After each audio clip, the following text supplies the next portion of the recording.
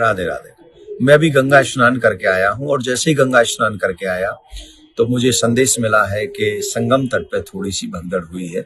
मैं आप सबसे निवेदन करूंगा कि इस समय प्रयागराज में कुंभ में बहुत बड़ा जन सैलाब है। दूसरी बात ये निवेदन करूंगा कि मैं स्वयं गंगा में स्नान किया हूं, ना कि संगम पे गया हूं। संगम पे इसलिए नहीं गया हूं क्योंकि इस समय वहां संख्या बहुत है और मैं अगर गंगा के तट पे स्नान कर रहा हूं तो मुझे वही फल मिल रहा है जो संगम में स्नान करने का फल मिल रहा है। आपसे भी मेरा निवेदन है कि आप पहली बात तो अफवाहों पे ध्यान न दें, प्रशासन अपने काम में लगा हुआ है।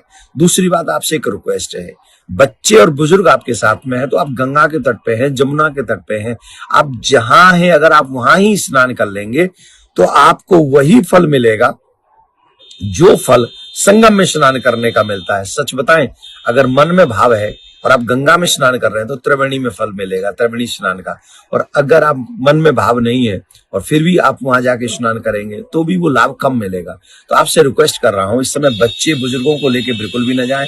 शिविर में आप जहां हैं थोड़ी देर प्रतीक्षा करें, अभी आप रुकें और थोड़ा सा प्रतीक्षा करें क्योंकि रोड पे भी पब्लिक बहुत पब्लिक है। संगम तट पे तो है ही, रोड पे भी पूरे कुंभ में इतनी संख्या है, हमको लग रहा है पूरा विश्व यहां पर उतर आया है। तो आप सबसे हमारा निवेदन कि आपकी सावधानी इस कुंभ की, उस मेले की महत्व को और शोभा को बढ़ा देगी। तो वी केयरफुल। आप सब अपने परिवार के लिए प्रिय हैं, हमारे लिए प्रिय हैं। यहाँ एक एक सनातनी हमारे प्राण से ज्यादा प्रिय है। आप हमारे लिए बहुत प्रिय हैं। जितना आप अपने परिवार के लिए प्रिय हैं उतना ही आप मुझे प्रिय हैं। एवरी सनातनी मुझे बहुत प्रिय है। आपसे एक रिक्वेस्ट है, आप अपने घर का सबसे छोटा बालक समझ के मुझे मान लीजिए। अगर आपके मन में आज प्रयाग आने का मन है या कल आने का मन है तो प्लीज आप 5 तारीख के बाद का बना लीजिए। 5 तारीख के बाद का बना लीजिए, तब पब्लिक बहुत कम हो जाएगी और आपको आने में इजी रहेगा। सावधानी हम सबकी हमारे कुंभ के लिए जरूरी है। राधे राधे।